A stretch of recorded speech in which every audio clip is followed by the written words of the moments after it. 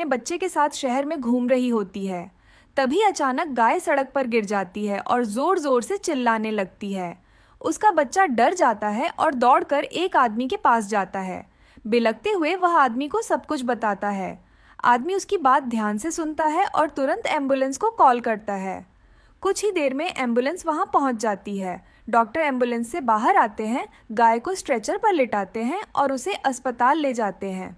वहां डॉक्टर गाय का ऑपरेशन करते हैं और वह एक और बछड़े को जन्म देती है। उसकी पूरी परिवार बहुत खुश हो जाता है। क्या आपने अभी तक उसके बच्चे के लिए वीडियो को लाइक नहीं किया?